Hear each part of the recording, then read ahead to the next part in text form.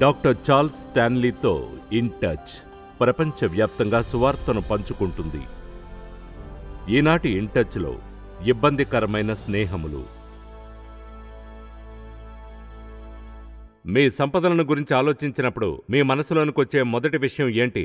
చూడండి, చాలామందికి గుర్తుకొచ్చేవి వారి ఆర్థిక పరిస్థితులు మరియు ఆస్తులు. అయితే దేవునితో మీ స్నేహం రెండవదిగానే. జీవితంలో మీకున్న అతి విలువైన సంపద మీ స్నేహితులే. మిమ్ములను ప్రేమించేవారు ఖచ్చితంగా మీ స్నేహితులే. అలాగే మీరు ప్రేమించదగిన వారు కానప్పుడు మిమ్మలను ప్రేమించిన వాడే మీ ఫ్రెండ్. మీరు పడిపోతున్నప్పుడు మిమ్మల్ని పట్టుకున్నవారే మీ ఫ్రెండ్. మీ గురించిన హీనమైన దాన్ని అంగీకరించి వీలైనంత ఉన్నతంగా మీరవ్వడానికి సహాయపడినవారే.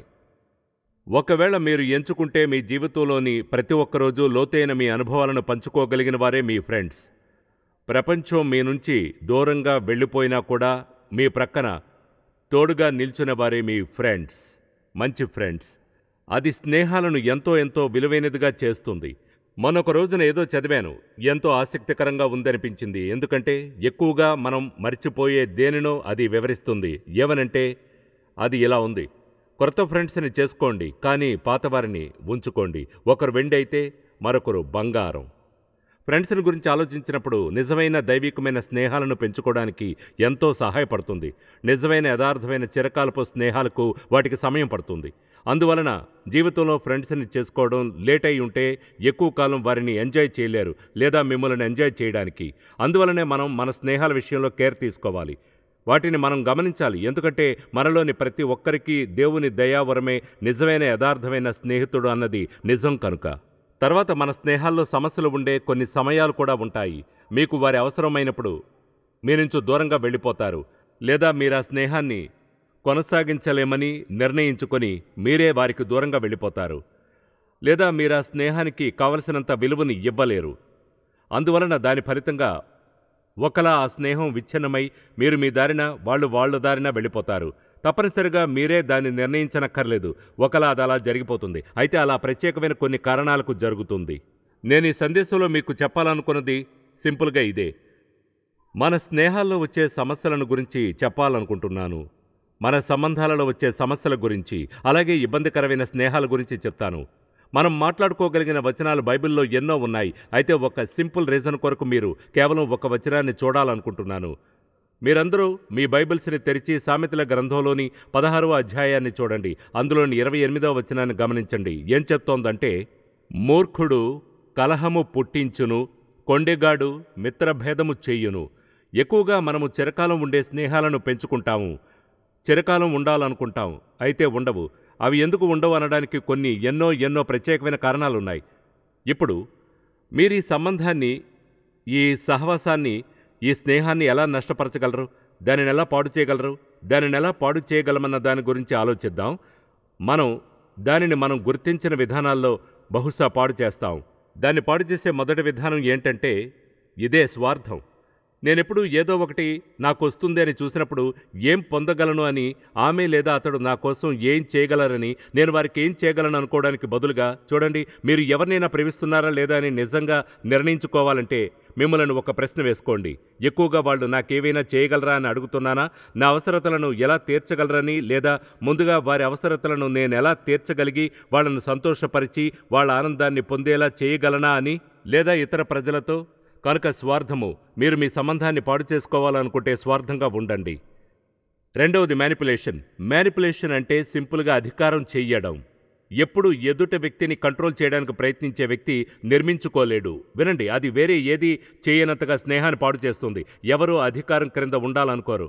వారిని ఎవరైనా కంట్రోల్ చేయాలని అనుకోరు, వెనుక నుంచి కంట్రోల్ చేయాలనో. ఇప్పుడు ప్రజలు ఒకరికొకరు ఫినాన్సెస్ చేత మల్టిప్లేట్ చేస్తూ కంట్రోల్ చేయగలరు. అలాగే వాళ్ళని కించపరుస్తూ లేదా వేరే విధాలుగా వాళ్ళు మ్యానిపులేట్ చేయగలరు. మీరు సెక్సువల్గా కూడా మ్యానిపులేట్ చేయొచ్చును. మీరు మీ జీవిత భాగస్వామిని మీ కొరకు ఏదైనా చేయాలని మ్యానిపులేట్ చేయడానికి సెక్స్ని ఆపవచ్చును. అది ఒకరి జీవితాన్ని కంట్రోల్ చేయడం లేదా అధికారం చేసే విధానం ఎంతో క్రూరమైనది. మ్యానిపులేట్ చేసే మార్గాలు ఎన్నో ఉన్నాయి. అది ఒక సంబంధాన్ని పాడు చేస్తుంది. తర్వాత అవును, అసూయ అనేది ఉంది. మీ స్నేహాన్ని పాడు చేసుకోవాలని ఉందా? అసూయ చెప్తుంది, నాదైన దానిని నేను గట్టిగా పట్టుకుంటాను, దానిలోనికి ఏదీ చొచ్చుకుని రాకుండా ఉండేలా చూసుకుంటాను. చూడండి, ఇప్పుడు ఎవరినైనా మీరు ప్రేమించి మీది నిజమైన స్నేహమైతే మనం మ్యారేజ్ పార్ట్నర్స్ గురించి మాట్లాడుకోవడం లేదు. ఇప్పుడు మనం లేదా సంబంధం కలిగి ఉన్న ప్రజలు ఎవరైనా సరే వాళ్ళు పెళ్లి చేసుకుంటారు, పలానా పలానా. మనం కేవలం యథార్థమైన క్లోజ్ సన్నిహితమైన ఫ్రెండ్స్ గురించి మాట్లాడుకుంటున్నాం, వేరేలాంటి ఫ్రెండ్స్ని గురించి. కనుక మీరు గాని మీ ఫ్రెండ్కి ఫ్రెండ్గా కూడా ఉండలేడు అని ఎవరినైనా చూచి సహించలేకుంటే అది చివరికి ఖచ్చితంగా ఒక సంబంధాన్ని, స్నేహాన్ని పాడు చేస్తుంది. కనుక అసూయ అనేది పనిచేయదు, అదెంతో నాశనకరమైంది. తర్వాత విమర్శించడం. మీకు స్నేహాన్ని పాడు చేసుకోవాలని ఉందా? అయితే ఎదుటి వ్యక్తిలో మీకు నచ్చని ప్రతి ఒక్క విషయాన్ని వెతకడానికి మీ యాంటెన్నాలను బయటకు తీసి సెట్ చేసుకోండి. వాళ్ళ డ్రెస్సింగ్ విధానం, వాళ్ళు ఎలా కనిపిస్తారో, వాళ్ళు మాట్లాడే విధానం, వాళ్ళు మీరు ఆశించదగిన విధానాల్లో లేదా ఆశించినట్లు జీవించిన విధానాలను చూడండి. వాళ్ళు చేయాలని మీరు అనుకునేవి చేయకపోవడం, ఎప్పుడూ లేటుగా వస్తారు లేదా చాలా త్వరగా, అది కాస్ట్లీ అవుతుంది లేదా తక్కువనో వాళ్ళు ఆలోచించలేదు, వాళ్ళు ఇది కారు అని. వేరుగా చెప్పాలంటే ఒక విషయం, మీరు ఒక స్నేహాన్ని పాడు చేసుకోవాలనుకుంటున్నారా? అయితే మీరు ఆ క్రిటికల్ మోడ్లోకి వెళ్ళండి. ఇది పని చేయదు, దాంతో నాకు సంతోషం కలగలేదు అని వాళ్ళను పలానా దానికే విమర్శించుతారు. వాళ్ళు వెళ్ళిపోతారు. ఎందుకో తెలుసా? ఎందుకంటే వాళ్ళు దాన్ని హ్యాండిల్ చేయలేరు. మీ ఫ్రెండ్స్ దూరమైపోతారు. ఒకవేళ మీ ఫ్రెండ్ మీ పట్ల క్రిటికల్గా ఉంటే ఆలోచించండి, దేవా నేను హ్యాండిల్ చేయలేను, నాకు ఇది అవసరం లేదు, ఇకపై నేను ఈ స్నేహాన్ని హ్యాండిల్ చేయలేను. ఒక క్రిటికల్ స్పిరిట్ అనేది ఎంతగానో అవసరమైంది. మీరు నేను పర్ఫెక్ట్గా ఉండుంటే ఓకే. ఇప్పుడు క్రిటికల్గా ఉండే సమయం ఉంటుందా? చెప్పేది జాగ్రత్తగా వినండి. మీరు నేను క్రిటికల్గా ఉండే సమయం ఉండొచ్చు, అయితే అది ఆ విమర్శ అనేది విమర్శ చేత మోటివ్ చేయబడాలి. వినండి, ఎదుట వారికి సహాయం చేయడానికి జెన్యూన్ ప్రేమతో మోటివేట్ చేయాలి. నాకు ఫ్రెండ్స్ ఉన్నారు, వాళ్ళు నా పట్ల క్రిటికల్గా ఉంటారు, అయితే వాళ్ళ విషయంలో సరైన విధానంలో చేస్తారు. ఇప్పుడు తేడా ఇక్కడే ఉంది.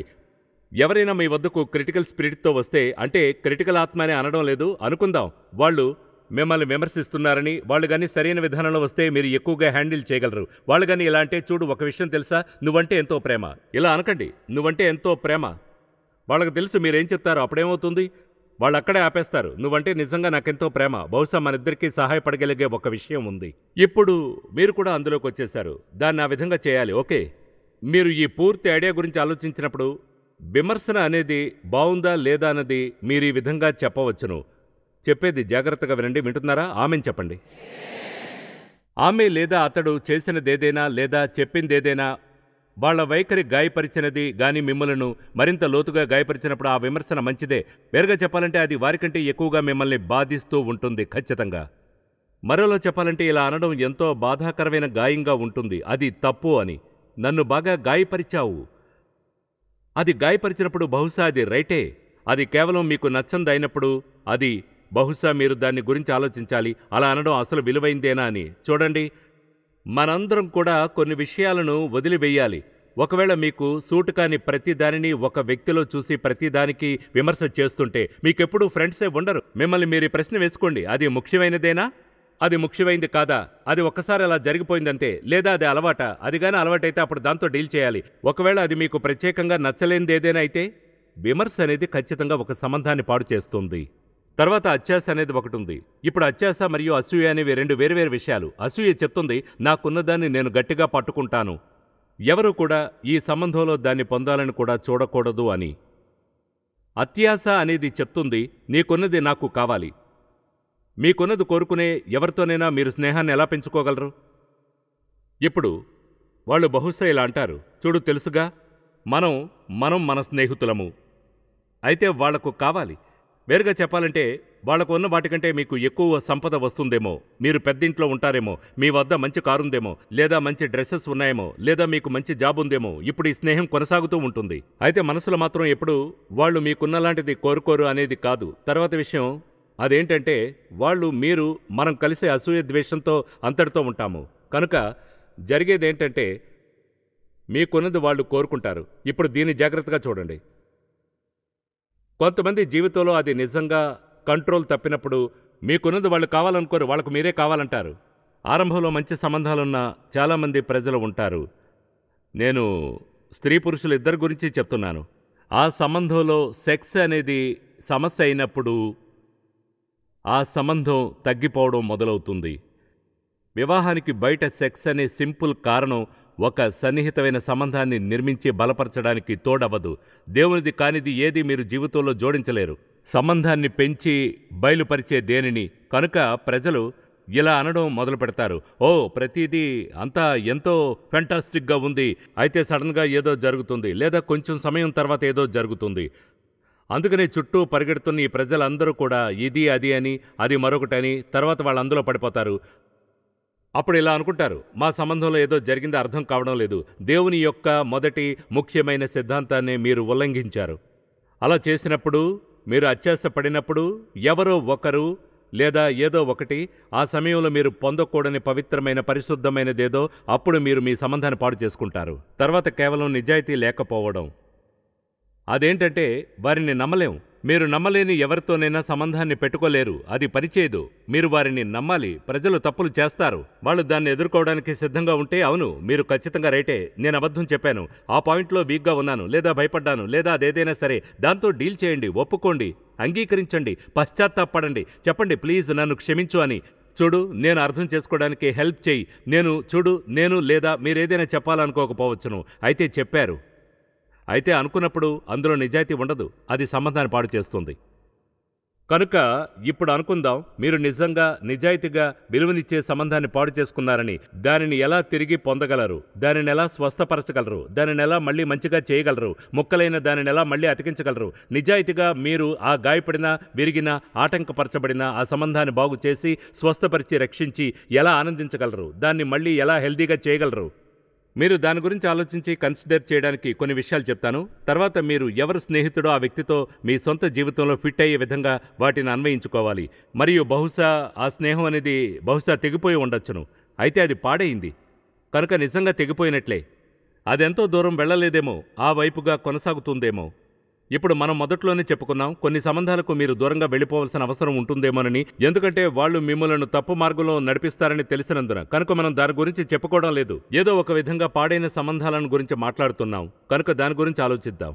మీరు దాన్ని ఎలా హ్యాండిల్ చేస్తారు. ముందుగా మీరు చేయాల్సింది ఇదే, దాన్ని చెప్పండి. మీ ఫ్రెండ్తో మీరు చెప్పండి, చూడు మన సంబంధంలో సరైంది ఏదో లేదనుకుంటాను, నేను చేసిందో లేక నేను అపార్థం చేసుకున్నానేమో, అయితే ఒక సమస్య ఉందని అనుకుంటున్నాను, అందుకని నేను ఆ విషయంలో మనం కనీసం దాన్ని ఎదుర్కొని దాంతో డీల్ చేయాలి, నేనందుకు సిద్ధంగా ఉన్నాను. మీరు చేయాల్సిన రెండో విషయం ఏం జరిగిందో తీర్మానించుకోవడం. ఈ సంబంధంలో ఏం జరిగింది, ఏం చెప్పబడింది, దేనిని నమ్మాం, దేనిని అర్థం చేసుకున్నాం లేదా అపార్థం చేసుకున్నాం, నేనేం చేశాను, లేదా ఆమె లేదా అతడు ఏం చేశాడు, అదేంటన్నది నిర్ణయించుకోండి.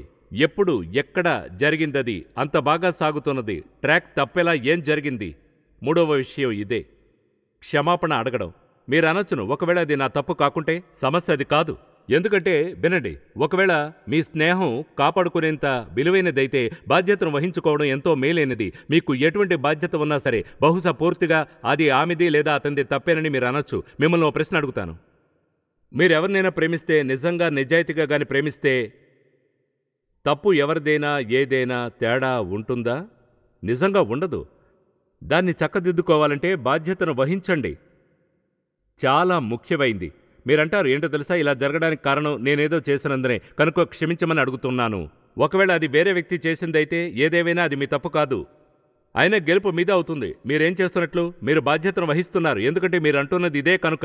ఈ సంబంధం, ఈ స్నేహం నాకెంతో ముఖ్యమైనది. ఒక విషయం తెలుసా, ఆ బాధ్యతను నేను తీసుకోవడానికి రెడీ, ఆ డిసిప్లిన్ నేను తీసుకోవడానికి సిద్ధం. ఏంటి ఈ సంబంధం, చూడండి అదేమిటో మీకు తెలుసా, దాన్నే షరతులు లేని ప్రేమ అంటారు, దానిని అలానే పిలుస్తారు. మీరు సిద్ధంగా ఉన్నారు, మీరు దానికి అర్హులైనా కాకున్నా మీరు దాన్ని తీసుకోవడానికి సిద్ధంగా ఉన్నారు. కనుక ఆ వ్యక్తితో ఇలా అనండి, నన్ను క్షమించు, ఐఎమ్ సారీ. తర్వాత మీరు గుర్తుంచుకోవాల్సిన విషయం ఏంటంటే, నిందించడానికి, మిమ్మల్ని కాపాడుకోవడానికి తిరస్కరించండి. ఆ వ్యక్తి ఇలా అంటే, నువ్వు ఇదిగో ఇదే చేశావు, అటువంటిదేమీ నేను చేయలేదు. లక్ష్యం ఏంటి? లక్ష్యం సరైందిగా ఉండాలా లేక ఆ వ్యక్తిని గెలవాలా? లక్ష్యం సరైందిగా ఉండాలా లేక సంబంధాన్ని కాపాడాలా?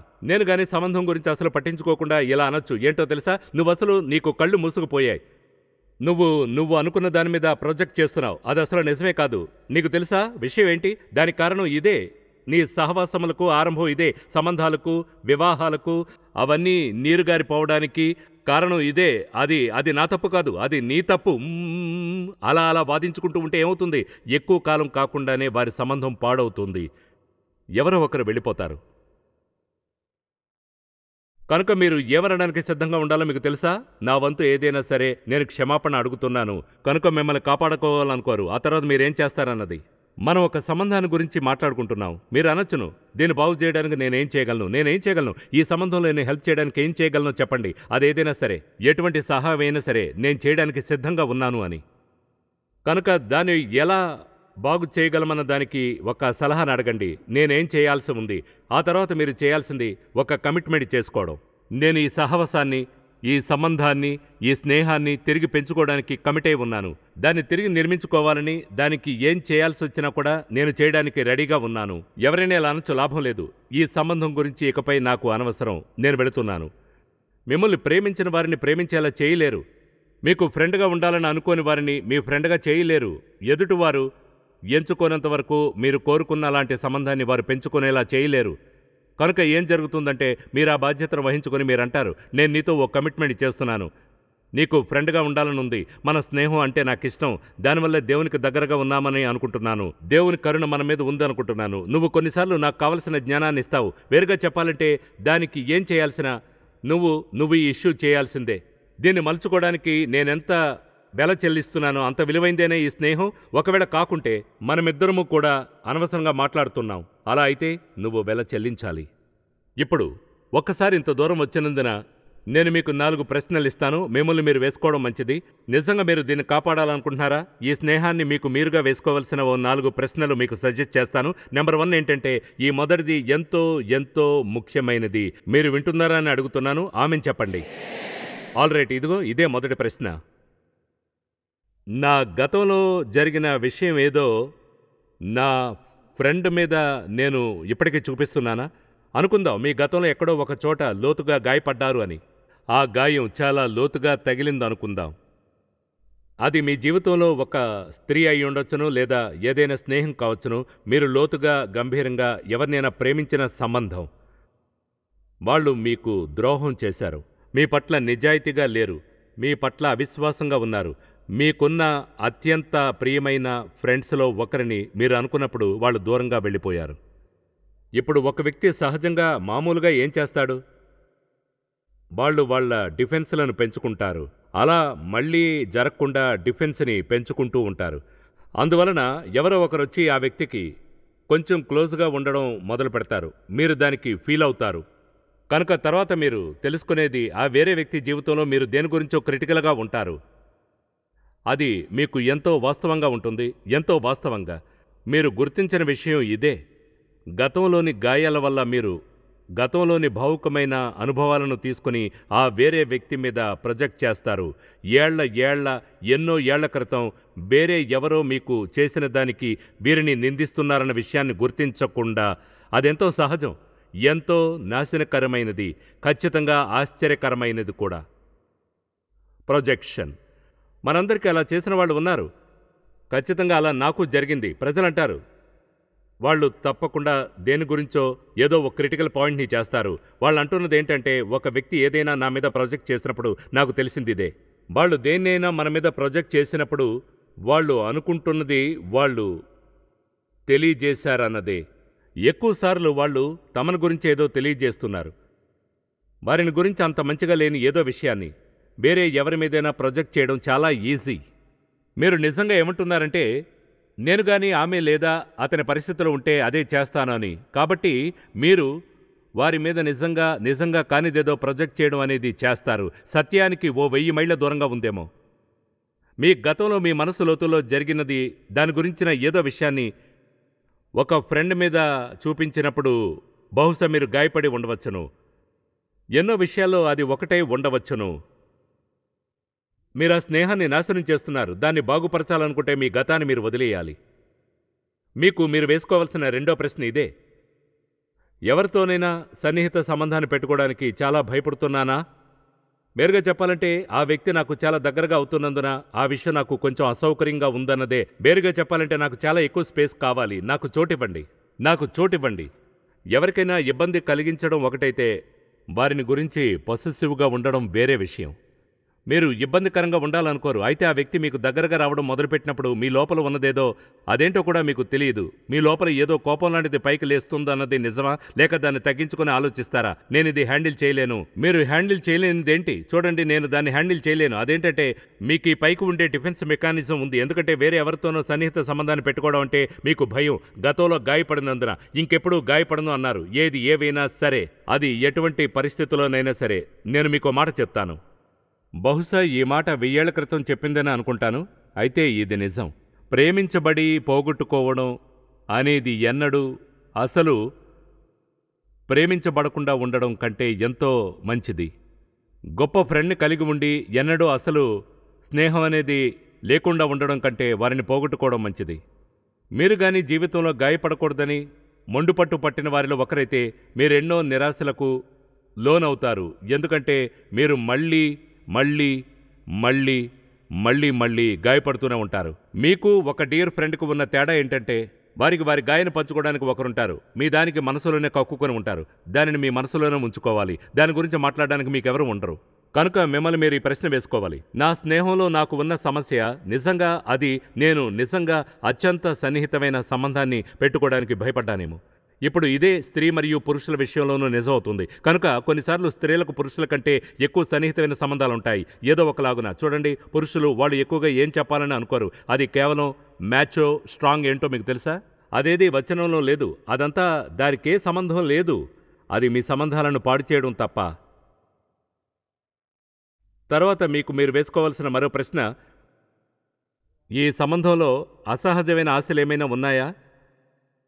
ఈ వ్యక్తి ఇవ్వగలిగిన దానికంటే ఎక్కువ ఆశిస్తున్నానా? వినండి, కొంతమంది ప్రజలుంటారు. వాళ్ళకివ్వడానికి అపారమైన మొత్తం ఉంటుంది. వాళ్లకు ప్రేమించడం ఎలానో దాన్ని ఎలా తెలియజేయాలో రెండూ తెలుసు. వాళ్లకు సంతోషంగా, శాంతంగా మరియు తృప్తికరమైన జీవితం ఎలా జీవించాలో తెలుసు. వారిని వారెలా ఇచ్చివేసుకోవాలో తెలుసు. కొంతమందికి అది తెలియదు. వినండి, వాళ్ళు తమని తాము ఇచ్చుకోవడమే కాదు, ఎలా ఇవ్వాలో కూడా తెలియదు. మిమ్మల్ని ఎలా ప్రేమించాలో కూడా వారికి తెలియదు. వాళ్లకు వాళ్ళ మనసులో అదసలు ఉండదు. ప్రేమించే సామర్థ్యం ఉండదు. కనుక మిమ్మల్ని మీరు ప్రశ్న వేసుకోండి, వాళ్ళు ఇవ్వగలిగిన దానికంటే ఎక్కువ ఆశిస్తున్నానా? వాళ్ళు ఇవ్వగలిగిన దానికంటే ఎక్కువ ఆశిస్తుంటే అప్పుడు మీకు ఆ సంబంధంలో తప్పకుండా సమస్య ఉంటుంది. కనుక మీరు అది అర్థం చేసుకుంటే మీరు ఆ సంబంధాన్ని పెంచుకోగలరు. దాని అర్థం ఏంటంటే ఇదే, మీరు ఎక్కువగా ఇవ్వాల్సి వస్తుంది, మీరు ఎక్కువగా చేయాల్సి వస్తుంది, బహుశా మీరు ఎక్కువగా క్షమించాల్సి ఉంటుంది. ఎందుకంటే వాళ్ళింకా అక్కడికి రాలేదు. అయితే మీరు ఆ సంబంధానికి విలువనిస్తే దాన్ని కాపాడుకోవడానికి మీరేవైనా చేస్తారు. ఇక చివరి ప్రశ్న. చాలా ప్రశ్నలున్నాయి, అయితే ఒకటి చివరిది చెప్తాను. అది సింపుల్గా ఇదే, నా స్నేహంలో ఉన్న ఈ తిరస్కారపు భావాలనేవి ఆమె లేదా అతడు నన్ను తిరస్కరిస్తున్నందున, లేక నాలో ఆత్మగౌరవపు భావాలు తక్కువగా ఉన్నందున, నాకు స్వయంగా విలువ లేదనే భయం ఉండి, నేను నిజంగా అంగీకారానికి అర్హురాలిని కాను అనుకున్నందున, మరియు ఇటువంటి స్నేహానికి మరియు ఇటువంటి ప్రేమకు అర్హురాలిని కాను అనుకున్నందున, ఇటువంటి సంబంధానికి నేను అర్హుడను కాను, ఇటువంటి సాన్నిహిత్యానికి నేను అర్హుడిని కాను. మీరేం చేస్తున్నారంటే వాళ్ళు తిరస్కరించినందున మీరు తిరస్కరించబడ్డట్లు ఫీల్ కావడం లేదు. ఎవరో మీ మీద ప్రేమ కురిపించేంత విలువైన వారు కారు అని ఫీల్ అవుతున్నారు. మిమ్మల్ని ప్రేమించడానికి, సమృద్ధిగా ప్రేమించడానికి. ఎందుకంటే అది వారి వ్యక్తిత్వం, అది వాళ్ళ విధానం. ఎలా ప్రేమించాలో వారికి తెలుసు, అయినా మీకు తెలియదు. మీరు కావాలనుకుంటే పాడైన సంబంధాన్ని బాగు చేయగలరు. ఖచ్చితంగా మీరు ఎంచుకుంటే, మీరు ప్రయత్నిస్తే, మీరు ఆలోచిస్తే, పట్టుదలతో సాధించాలనుకుంటే మీకు 2 విషయాలు చెప్తాను. నెంబర్ 1, ఆ వ్యక్తితో మీరు చెప్పిన తర్వాత, నేను నీకు కమిట్ అయ్యాను, నేను కరెక్షన్ చేసుకుంటున్నాను. తర్వాత అప్పుడప్పుడు వాళ్ళని ఒక ప్రశ్న అడగండి, నేను ఎలా ఉంటున్నాను? చూడండి, మీరు ఏం జవాబు వినాలనుకుంటారు. నువ్వు ఫెంటాస్టిక్గా ఉంటున్నావు మ్యాన్, నిజంగా చాలా బాగా చేస్తున్నావు. ఒకవేళ వాళ్ళలా అంటే నువ్వు చాలా బాగా చేస్తున్నావు, అది కొంచెం వినయంగా ఉంటుంది. అయితే మీరు ప్రశ్నించుకోవాలి, మనం మర్చిపోయేదేంటని, లక్ష్యం ఏమిటన్నది మనం మర్చిపోతాం.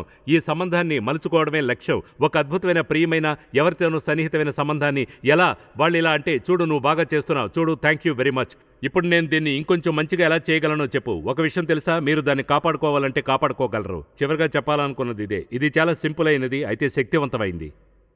నేను చెప్పేది మిస్ కాకుండా జాగ్రత్తగా వినండి. చివరి పాయింట్ సింపుల్గా ఇదే. దేవుణ్ణి చూపించమని అడగండి. వినండి, మీ ఫ్రెండ్కి దైవికమైన వ్యక్తిగా అవ్వడానికి ఎలా సహాయపడగలరో చూపించమనండి. మీ ఫ్రెండ్ దైవికమైన వ్యక్తిగా అవ్వడానికి సహాయం చేయమని దేవుణ్ణి అడిగితే, దేవుడు మీ జీవితంలో అద్భుతమైన విధానంలో కార్యం చేస్తాడు. బలపడడానికి సహాయపడుతూ, బాగు చేయడానికి స్వస్థపరిచి కాపాడడానికి అది ఒక అద్భుతమైన, సన్నిహితమైన, ప్రియమైన సంబంధంలా మారుతుంది. అది మీ జీవితంలో ఎవరితోనైనా సన్నిహిత సంబంధం కలిగేలా చేస్తుంది. మీరు పోగొట్టుకోనందుకు ఎంతో సంతోషిస్తారు. ఇప్పుడు మీ స్నేహాలలో మీరే చోట ఉన్నారో నాకు తెలీదు. అయితే నేను చెప్పగలను, మీరు ఈ సందేశంలో విన్నది ప్రపంచంలో మార్పునంతా తీసుకొని రాగలదు. మీరు ఆ స్నేహాలకు విలువనిస్తే, మిమ్మల్ని మీరు మర్చిపోవడానికి సిద్ధపడితే, మీకున్నదంతా ఇవ్వడానికి సిద్ధంగా ఉంటే, చిరకాలం ఉండిపోయే స్నేహాలను, సంబంధాలను పెంచుకోగలరు. కేవలం సిల్వర్వి మాత్రమే కాదు, గోల్డ్వి కూడా. అంటే వాటిని మీరు చనిపోయే రోజు వరకు దాచుకోగలరు. తండ్రి, మాకెప్పటికీ బెస్ట్ ఫ్రెండ్వి నీవైనందుకు ధన్యవాదములు. స్నేహం గురించి అంతా నీకు తెలిసినందుకు ధన్యవాదములు. మరియు ఇతరుల పట్ల ఎలా ఉండాలో, వారు మేమెలా ఉండాలో, మేము ఏం అవ్వగలమో బోధించినందుకు ధన్యవాదాలు. ఈ సందేశాన్ని విన్న ప్రతి ఒక్కరూ ముందుగా తమని తాము చూసుకుని వారి లోపల ఏముందో ఇతరులను నడిపించడానికి చూసుకునేలా పరిశుద్ధాత్మ సామర్థ్యాన్నివ్వాలని ప్రార్థిస్తున్నాను. ఇతరులను వారి పట్ల ఆకర్షించేలా లోపల ఏముంటుంది? ఇతరులను వారి పట్ల ప్రేమగా ఉండేలా లోపల ఏముంటుంది? వాళ్లకున్న ప్రతి ఒక్క ఫ్రెండ్ కూడా వాళ్ల ఫ్రెండ్కి ప్రభువైన యేసుక్రీస్తుతో మంచి ఫ్రెండ్గా ఉండే ఫ్రెండ్గా వాళ్ళు ఎలా ఉండగలరో యేసు నామములో అడుగుతున్నాము. ఆమెన్. నేటి ప్రోగ్రాం మీకు ఆశీర్వాదకరంగా ఉంటే intouch.orgలో మమ్మల్ని కలుసుకోండి. ఇన్ టచ్ ప్రపంచవ్యాప్తంగా ప్రజలందరినీ యేసుక్రీస్తుతో బలమైన సంబంధంలోకి నడపడం, స్థానికంగా ఉన్న సంఘాన్ని బలపరచడం. In touch with doctor Stanley ప్రోగ్రాంను ఇన్ టచ్ మినిస్ట్రీస్ సమర్పిస్తున్నారు. ఈ ప్రోగ్రాం చేయడం దేవుని కృపతోనూ మీ ప్రార్థనలు, కానుకలతోనూ సాధ్యమైంది.